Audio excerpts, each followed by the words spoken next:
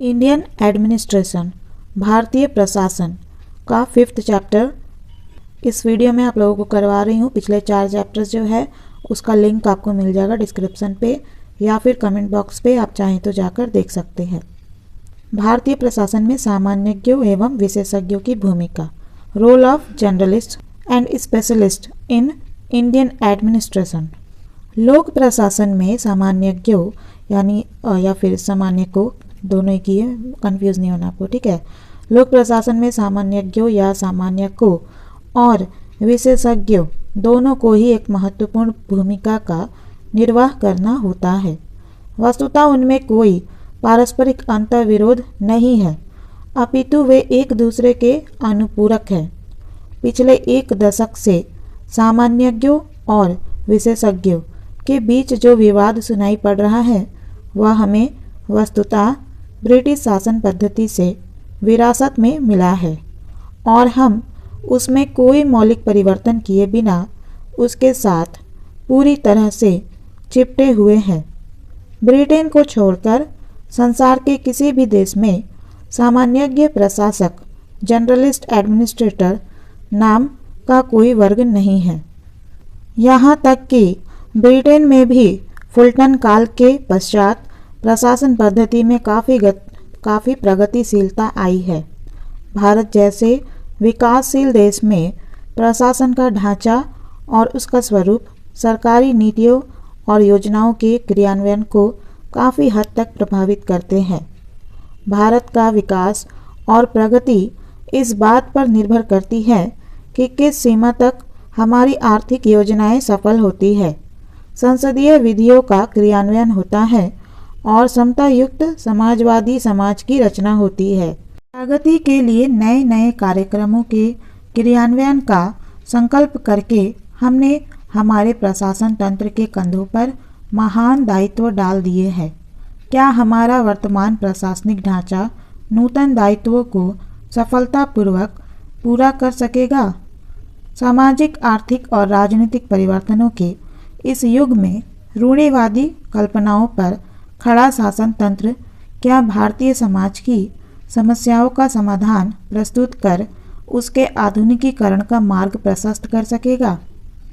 स्वतंत्रता प्राप्ति के पश्चात देश के सामाजिक आर्थिक उद्देश्यों में आमूलचूल परिवर्तन हो गया है और प्रौद्योगिकीय विकास ने हमारे समक्ष अनेक नई चुनौतियों और जटिल समस्याएं उत्पन्न कर दी है।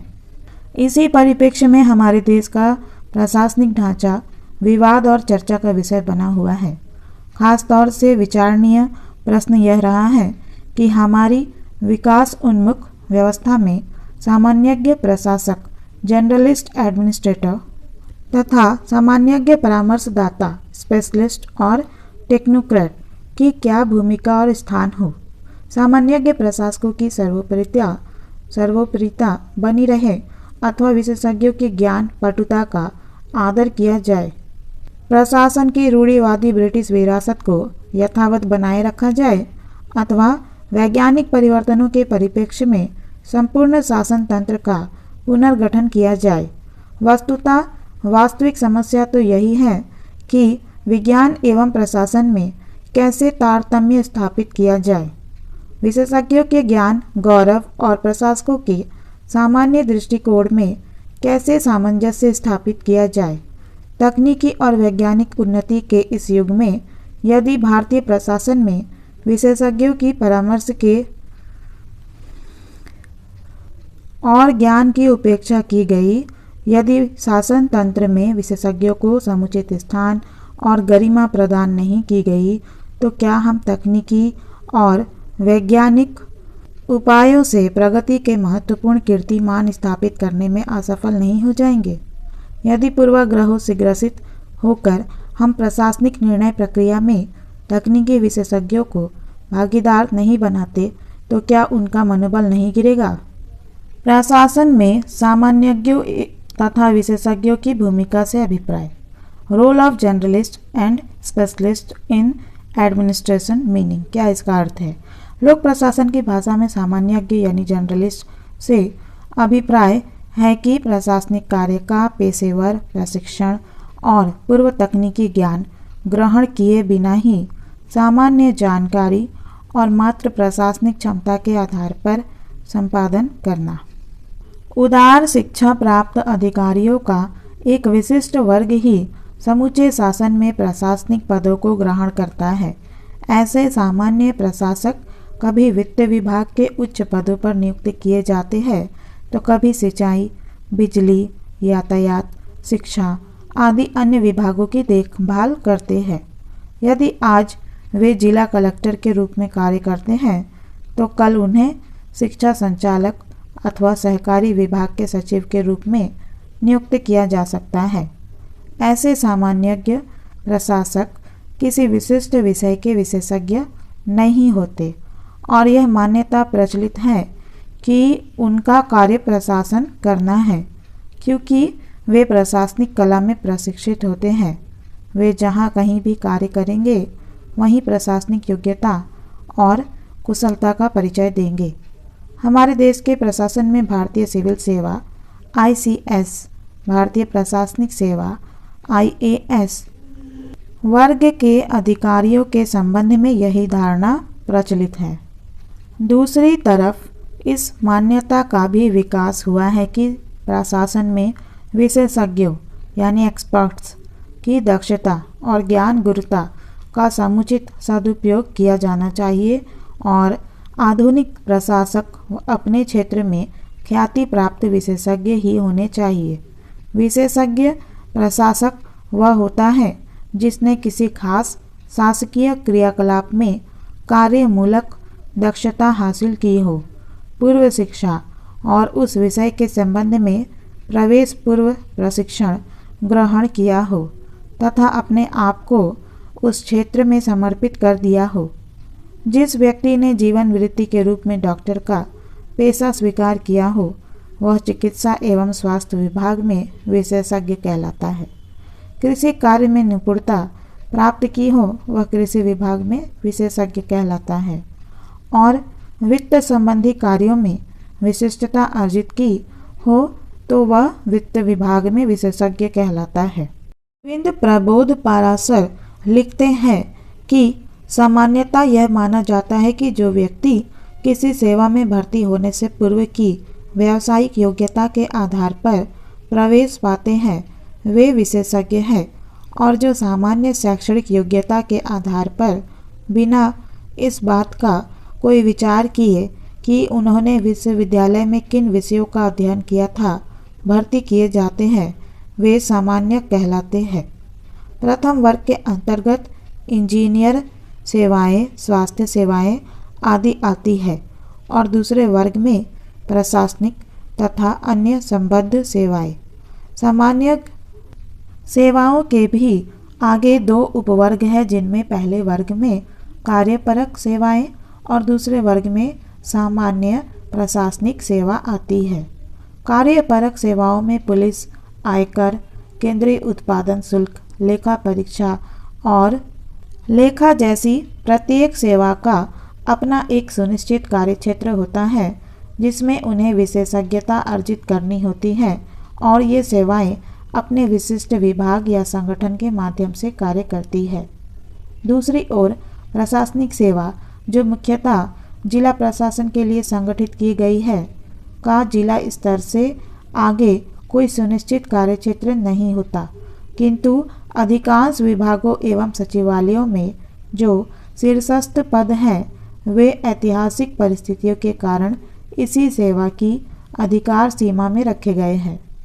किसी अधिकारी को प्रशासनिक कार्य के लिए जिस क्षेत्र में नियुक्त किया गया है उसके पूर्व अनुभव की आवश्यकता नहीं होती। संभवतः इस धारणा का जन्म उस समय हुआ होगा जब इंजीनियर भी एक बहुउद्देशीय तकनीकी कार्मिक हुआ करता था, क्योंकि उसे इंजीनियरिंग की, सिविल, विद्युतीय, यांत्रिकी आदि सभी शाखाओं का अध्ययन करना होता था और उसे इनमें से किसी भी क्षेत्र में नियुक्त किया जा सकता था।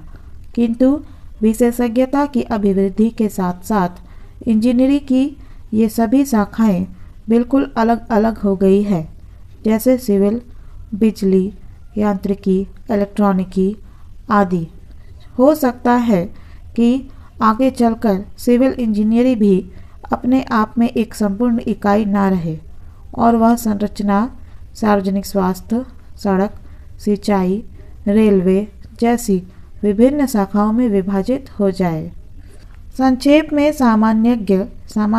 सामान्यवादी से तात्पर्य ऐसे लोक सेवक से है जिसका कोई विशेष आधार या पृष्ठभूमि नहीं होती और जो सरलता से शासन के एक विभाग या शाखा से दूसरे में हस्तांतरित किया जा सकता है।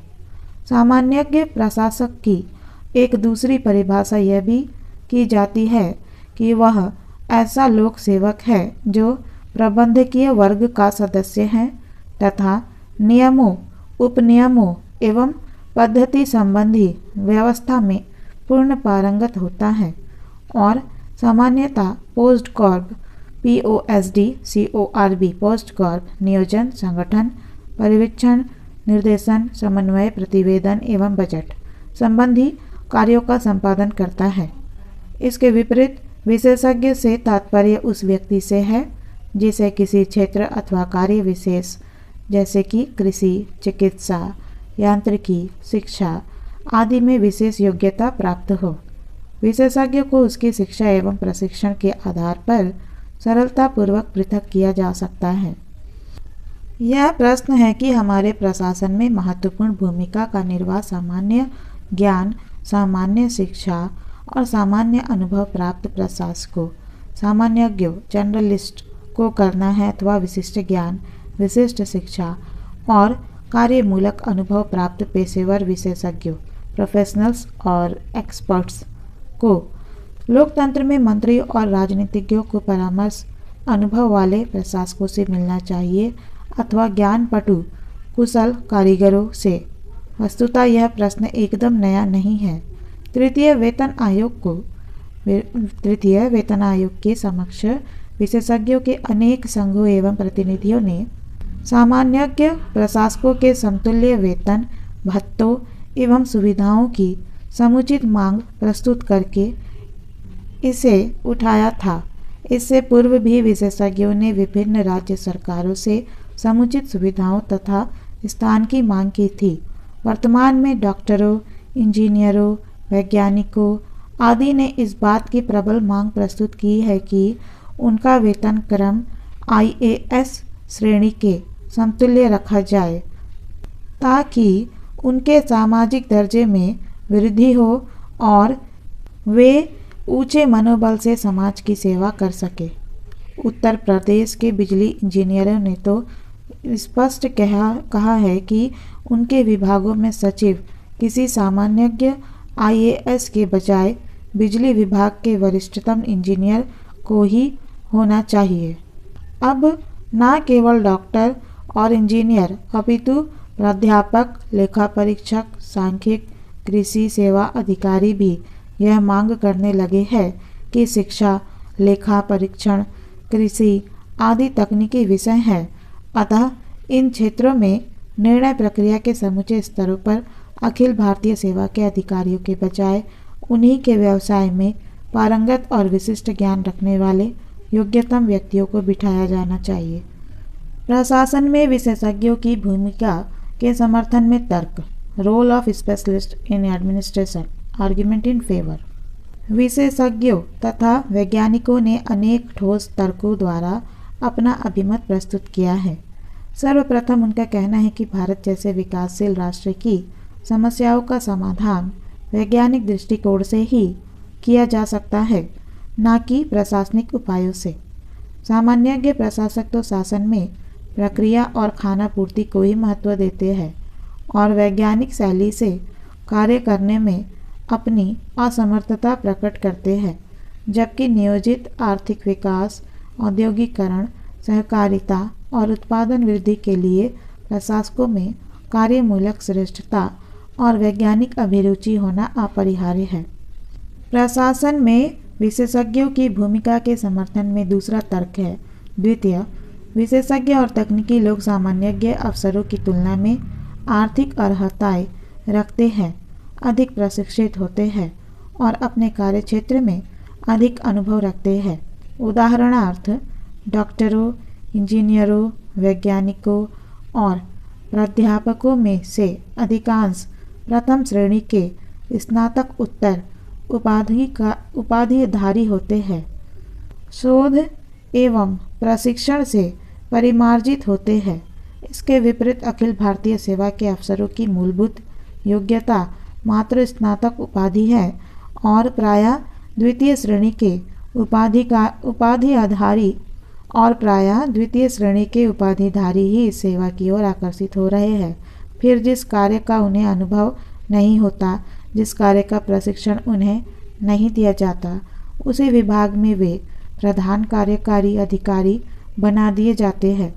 वस्तुतः आज हमारे देश में नीति निर्माण और निर्णय प्रक्रिया में अविशेषज्ञों को महत्वपूर्ण दर्जा प्रदान किया गया है और यही देश की असफलताओं का राज है। उत्तर प्रदेश इंजीनियर्स एसोसिएशन के अध्यक्ष कप्तान सिंह का कहना है कि परिवहन निगम का पहला प्रबंधक निदेशक एक इंजीनियर था। शुरुआती दौर में इस निगम को घाटा नहीं हुआ, पर आज यह निगम घाटे में है क्योंकि आईएएस प्रबंध निदेशक इसे चलाने में सक्षम नहीं है। एसोसिएशन की मांग है कि सभी तकनीकी निगमों और फैक्ट्रियों आदि का प्रबंध या बड़े पदों पर इंजीनियरों को नियुक्त किया जाए। तृतीय, सामान्यज्ञ प्रशासकों को शांति और व्यवस्था बनाए रखने की रूढ़िवादी कार्यशैली का प्रशिक्षण दिया जाता है, जबकि हमारा राज्य मात्र पुलिस राज्य नहीं रह गया है। भारत एक लोक कल्याणकारी समाजवादी सकारात्मक राज्य है। विभिन्न पंचवर्षीय योजनाओं द्वारा जन विकास के उत्थानकारी कार्य करना ही हमारी सरकार का प्रधान लक्ष्य है। विकासमूलक कार्यों को प्रशिक्षित तकनीकी विशेषज्ञ ही समुचित ढंग से करा सकते हैं।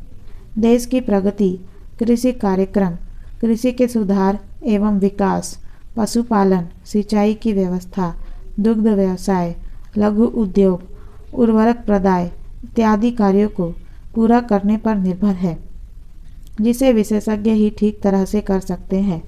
आज सिंचाई, बिजली, पेट्रोलियम, वाणिज्य एवं उद्योग, सार्वजनिक उद्यमों जैसे महत्वपूर्ण विभागों का संचालन सामान्यज्ञों द्वारा ही किया जा रहा है, जिससे इन विभागों में द्रुत गति से नए कीर्तिमान स्थापित नहीं किए जा सके।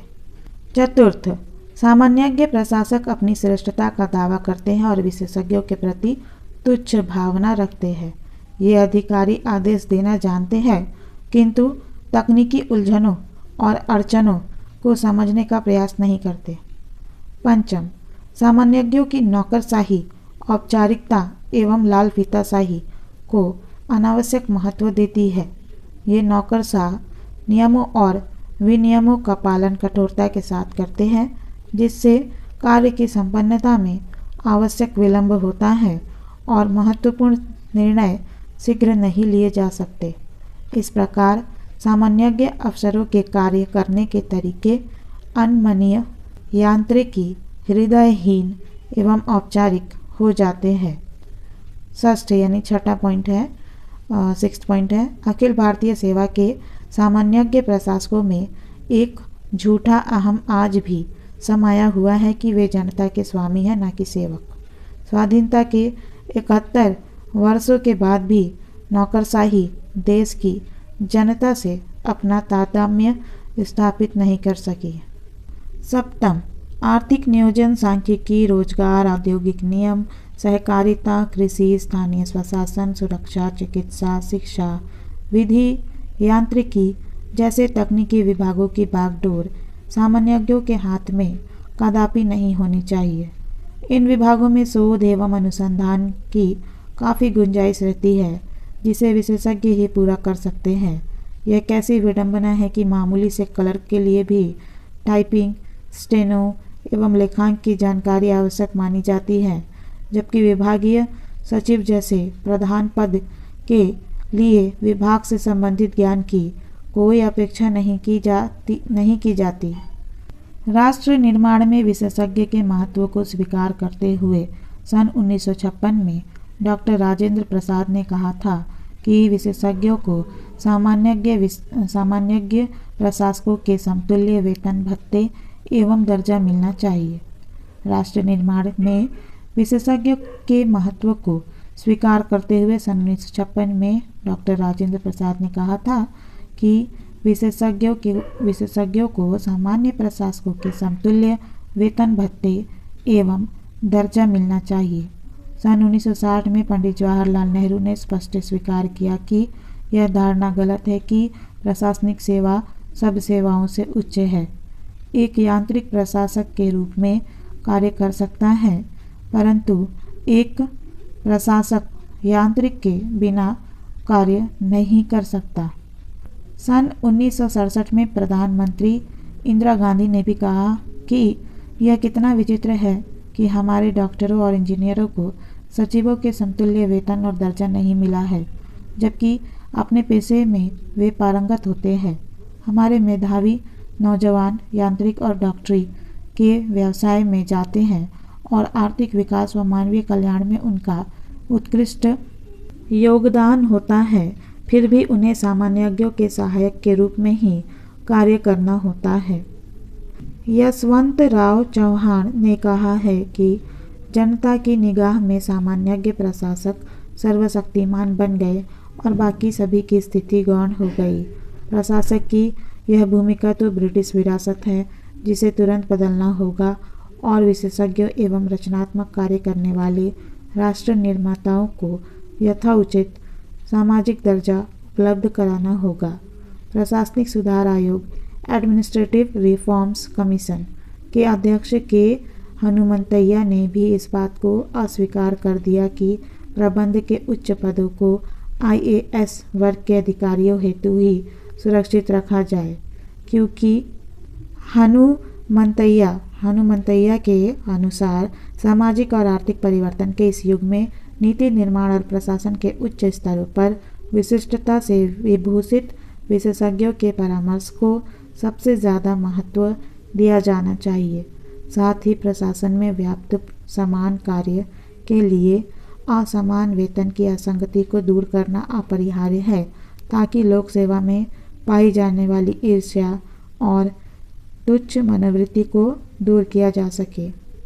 पिछले दिनों federation of UP government officers association का जन्म हुआ। इस संगठन के अध्यक्ष डॉक्टर HP कुमार का कहना है कि IAS के वर्चस्व के कारण ही विभिन्न विभागों में अराजकता की स्थिति आई है। विभिन्न विभागों में काम में गिरावट और निगमों में घाटा दरअसल गैर तकनीकी IAS अधिकारियों के वर्चस्व के कारण ही हुआ है। श्री कुमार के अनुसार यह मानना गलत है कि सबसे ज़्यादा बुद्धिमान युवक IAS ही बनते हैं। अच्छे लड़के डॉक्टर या इंजीनियर होने की कोशिश करते हैं। यह सर्वविदित है कि डॉक्टर 6 साल और इंजीनियर 4 वर्ष की मेहनत से तैयार होते हैं। सरकार इनके प्रशिक्षण पर लाखों रुपए खर्च करती है, फिर कोई डॉक्टर या इंजीनियर IAS से कम क्यों माना जा रहा है। विशेषज्ञों के अनुसार विकासात्मक प्रशासन में लक्ष्य प्राप्ति के मार्ग में सामान्यज्ञ बाधक है। प्रशासन में सामान्यज्ञों की भूमिका के समर्थन में तर्क। Role of journalist in administration arguments in favour. एक विद्वान ने सही लिखा है, आधुनिक लोक प्रशासन की प्रमुख आवश्यकताओं में से एक सामान्यज्ञ प्रशासक अर्थात समायोजक की है, जो व्यक्तिगत कार्यकारियों के माध्यम से किसी सार्थक तत्व का सृजन करते हैं। सामान्यज्ञ प्रशासकों के समर्थकों ने भी वर्तमान प्रशासनिक ढांचे को यथावत बनाए रखने के लिए अनेक तर्क प्रस्तुत किए हैं, जो इस प्रकार है। सर्वप्रथम, अन्य कलाओं की भांति प्रशासन भी एक कला है और सामान्यज्ञों को प्रशासनिक कला में ही प्रशिक्षित किया जाता है। वे किसी भी विभाग में किसी भी पद को धारण करते हुए प्रशासनिक कुशलता का परिचय देते हैं। द्वितीय, किसी भी शासकीय विभाग में अनेक तरह के विशेषज्ञ कार्य करते हैं और उनके कार्यों में सामंजस्य उत्पन्न करके विवेक सम्मत निर्णय लेने का कार्य अत्यंत जिम्मेदारी का होता है। इसे विशेषज्ञों के बजाय प्रशासक ही उत्तम ढंग से कर सकता है, क्योंकि वह शासन में सर्वत्र निर्णय लेने के कार्य करता है। अतः इस प्रकार के उत्तरदायित्व के निर्वाह का अभ्यस्त हो जाता है।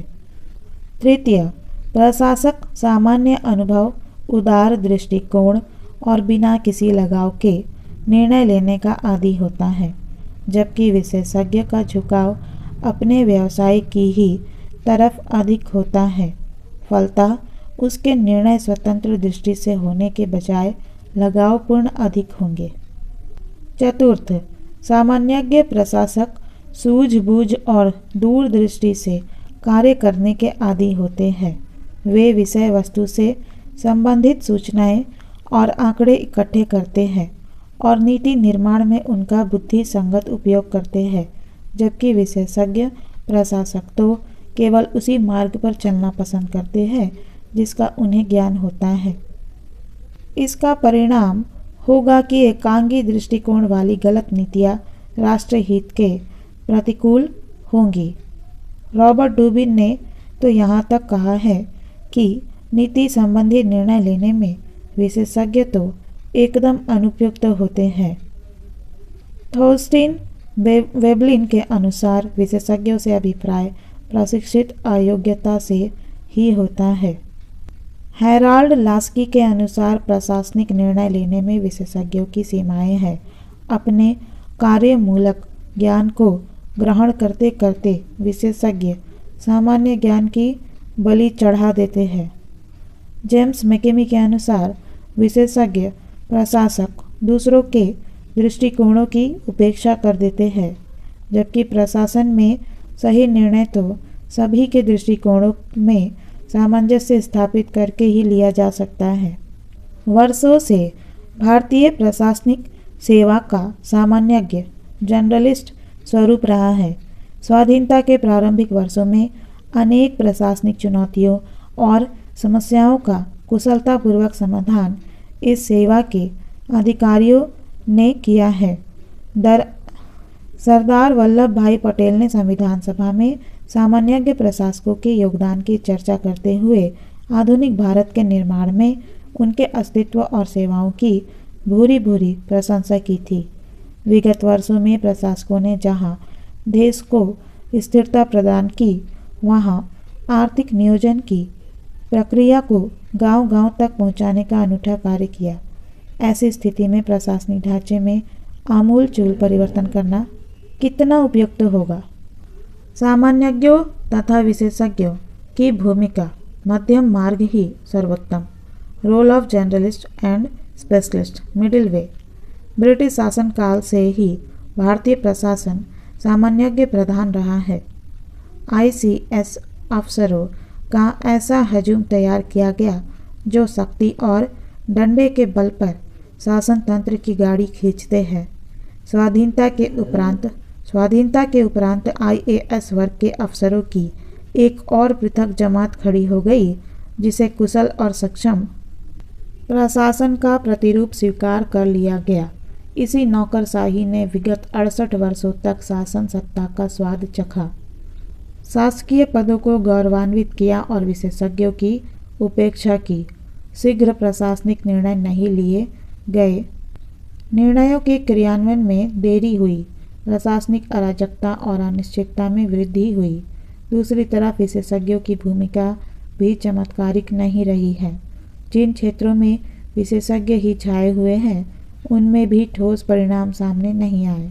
उदाहरणार्थ, रेलवे, राजस्व तथा सूचना विभागों में घाटा हो रहा है तथा इनकी सेवाएं चुस्त नहीं की जा सकती। इसी भांति योजना आयोग के सदस्य आर्थिक और तकनीकी विशेषज्ञ ही रहे हैं। विश्वविद्यालय अनुदान आयोग का नेतृत्व शिक्षाविदों के हाथों में रहा है, फिर भी हमारा आर्थिक नियोजन और शिक्षा नीति लड़खड़ाते ही रहे हैं। वस्तुतः सामान्यज्ञों के स्थान पर विशेषज्ञों को बिठा देने मात्र से ही हमारी समस्या का हल नहीं हो जाती। प्रशासनिक सुधार आयोग ने भी इसी समस्या पर गंभीरता से विचार मंथन किया है।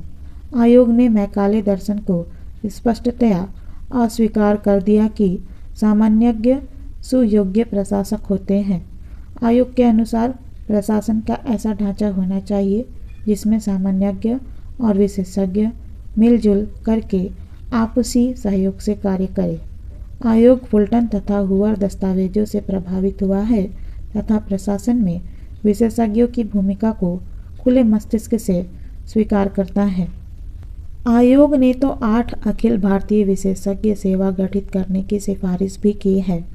इस सिफारिश के अनुसार आर्थिक प्रशासन, औद्योगिक प्रशासन, कृषि एवं ग्रामीण विकास, सामाजिक एवं शैक्षणिक प्रशासन, कार्मिक प्रशासन, वित्त प्रशासन, रक्षा प्रशासन और नियोजन प्रशासन के क्षेत्रों में विशिष्ट प्रशिक्षित व्यक्तियों की विशेषज्ञ सेवाएं गठित की जानी चाहिए। संक्षेप में आयोग ने प्रशासन को विशिष्ट विज्ञान अवश्य माना है, परंतु इस धारणा को अस्वीकृत कर दिया है कि प्रशासनिक दक्षता केवल सामान्यज्ञों का एकाधिकार है। सामान्यज्ञों और विशेषज्ञों के संघर्ष और परस्पर असहयोग के बढ़ते हुए मनोभावों का विश्लेषण मानवीय धरातल पर किया जाना अधिक समीचीन प्रतीत होता है। सत्ता के नशे में झूमती हमारी अफसरशाही ने सदैव ही विशेषज्ञों के प्रति हीन और विकृत भावनाएं रखी। उसी का परिणाम है कि देश के विशेषज्ञों को संगठित होकर अपना आक्रोश प्रकट करना पड़ा और सामाजिक प्रतिष्ठा की मांग करनी पड़ी। देश के राजनीतिक नेतृत्व के सामने एक महत्वपूर्ण प्रश्न है कि वह किस भांति दोनों में परस्पर सहयोग एवं सामंजस्य की उत्थानकारी भावनाएं उत्पन्न कर सके ताकि राष्ट्र निर्माण के पुनीत यज्ञ में सामान्यज्ञ और विशेषज्ञ कंधे से कंधा मिलाकर चल सके।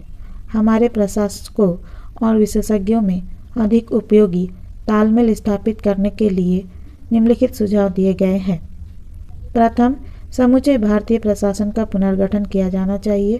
नवीन प्रशासनिक पुनर्गठन के आधार पर अधिकांश पदों को 2 भागों में विभक्त कर लेना चाहिए और यह तय होना चाहिए कि कौन से विभाग सामान्यज्ञ प्रदान करेंगे और कौन से विभाग विशेषज्ञ प्रदान करेंगे।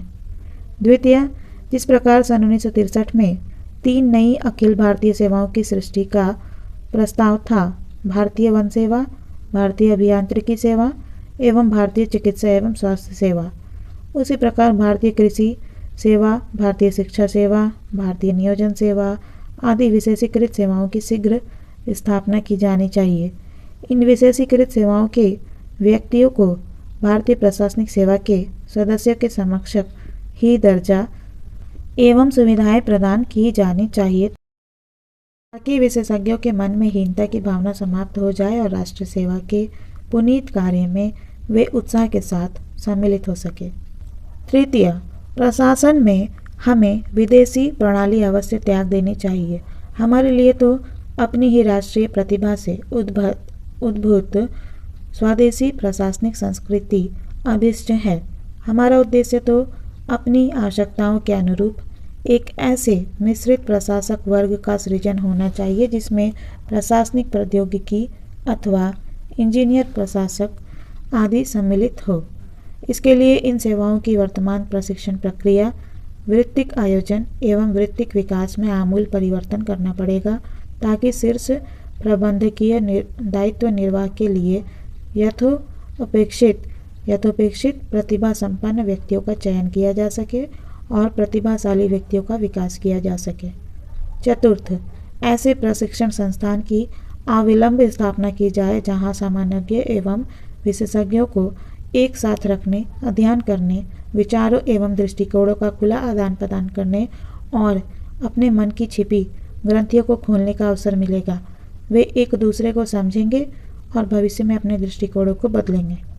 पंचम, सामान्यज्ञ अफसरों को भी अपनी मनोवृत्ति बदलनी होगी। उनमें यह भावना विकसित करनी होगी कि विशेषज्ञों को वे अपना मित्र, दार्शनिक तथा मार्गदर्शक समझे, उनके परामर्श का समुचित आदर करे और उनके ज्ञान व अनुभव से लाभान्वित हो। वस्तुतः प्रशासन में दोनों एक दूसरे के विरोधी नहीं अपितु पूरक और सहयोगी हैं। षष्ठ, प्रशासन विविध उन्मुखी अनुशासन वृत्ति पर आधारित होनी चाहिए। समन्वयकर्ता का पूरे अधिकारी समूह में से सहज उद्भव होना चाहिए, न कि पदाधिकारियों के किसी पूर्व निर्धारित श्रेणी में से। 7, सभी सेवाओं के लिए एक ऐसा वेतन ढांचा तैयार किया जाए कि प्रत्येक विशेषज्ञ को अपने ही क्षेत्र में उच्चतम स्तर पर पहुंचने का सुअवसर अनिवार्य रूपेण प्रशासनिक दायित्व ग्रहण किए बिना भी अवश्य प्राप्त हो। 8वां पॉइंट है, प्रशासनिक पदों पर कुछ दिनों से विशेषज्ञों की नियुक्ति संबंधी नवीन एवं स्तुत्य प्रयास दृष्टिगोचर होने लगा है। उदाहरण के लिए शिक्षा विभाग का सचिव कुछ समय पूर्व तक शिक्षा शास्त्री था और विज्ञान संबंधी मामलों के विभाग का सचिव भी एक प्रमुख वैज्ञानिक था। इसी प्रकार वित्त मंत्रालय के अधीन आर्थिक मामलों संबंधी विभाग के सचिव भी एक प्रसिद्ध अर्थशास्त्री थे। इस प्रवृत्ति के उदाहरण सहायक, उप एवं संयुक्त परामर्शदाता हैं, जो शिक्षा विभाग में सामान्यवादी उप अपर संयुक्त सचिवों के साथ कार्यरत है। योजना आयोग में तो केवल विशेषज्ञ एवं व्यावसायिक कर्मचारी ही कार्यरत हैं। इस उद्देश्य की प्राप्ति का एक अन्य उपाय यह है कि सचिव एवं कार्यपालक अभिकरण विभाग अध्यक्ष के दायित्वों को एकीकृत कार्यालय में समन्वित कर देना चाहिए। इस नवीन व्यवस्था के अंतर्गत सचिव एवं विभाग अध्यक्ष दोनों को ही समान रूप से विशेषज्ञों की सेवाएं उपलब्ध होंगी, अन्यथा सचिवालय एवं कार्यपालक अभिकरण की समानांतर पद सोपान व्यवस्था में इनकी दोहरी व्यवस्था करनी पड़ती है। दोनों पदों को संयुक्त करने का एक लाभ यह भी है कि इससे द्विगुणन डुप्लीकेशन से बचा जा सकता है। एक ही कार्यालय के सारे कार्य को एकीकृत करने का एक लाभ यह है कि इससे उच्च स्तरीय विशेषज्ञों की सेवाएं प्राप्त करके कार्य क्षमता में वृद्धि की जा सकती है। एक अन्य तरीका भी अपनाया जा सकता है। विशेषज्ञ विभाग अध्यक्ष को शासन का पदेन संयुक्त या अतिरिक्त पूर्ण सचिव बना दिया जाए। इसका उपयोग भूतकाल में हुआ है एवं वर्तमान में भी कहीं कहीं पर इसे अपनाया गया है। सचिवालय एवं कार्यपालक अभिकरणों के कार्यों को समन्वित करने का श्रेष्ठ उदाहरण रेलवे बोर्ड है, जिसके सदस्य कार्यात्मक विभागों के अध्यक्ष रहने के साथ साथ रेलवे मंत्रालय के पदेन सचिव भी होते हैं। रेलवे बोर्ड एवं परमाणु ऊर्जा विभाग ऐसे उदाहरण हैं जहां विशेषज्ञों ने सामान्य विदों को लगभग पूर्ण रूप से बाहर कर दिया है। राज्य सरकारों के अनेक विभागों में यही रीति प्रचलित है। उदाहरणार्थ, राजस्थान सरकार ने सार्वजनिक निर्माण विभाग के मुख्य अभियंता एवं उद्योग व पूर्ति विभाग के निदेशक को शासन का पदेन अतिरिक्त सचिव नियुक्त किया है। 9, यदि हम विशेषज्ञों की सेवाओं से पूरा लाभ प्राप्त करना चाहते हैं तो हमें उन्हें समुचित अभिप्रेरणा देनी होगी।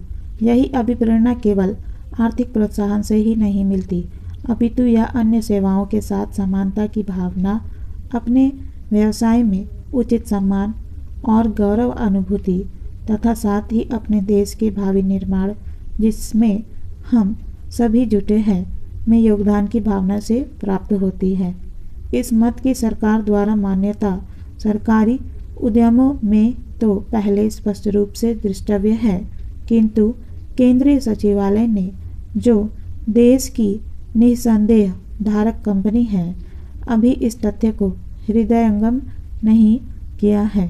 निष्कर्षतः हमारी लोक सेवा में अविलंब सुधार करने की आवश्यकता है। समूचे प्रशासनिक ढांचे का ही पुनः निर्माण करना होगा। जितने शासकीय क्रियाकलाप है उतनी ही केंद्रीय और राज्य सेवाओं में तकनीकी सेवाओं की व्यवस्था करनी होगी। यह धारणा बदलनी होगी कि सामान्यज्ञ प्रशासक सब मर्ज की एकमात्र दवा है। यह राष्ट्र हित में है कि विशेषज्ञों को यथाशीघ्र समुचित दर्जा प्रदान किया जाए एवं राष्ट्र के विकास में उनका योगदान स्वीकार किया जाए।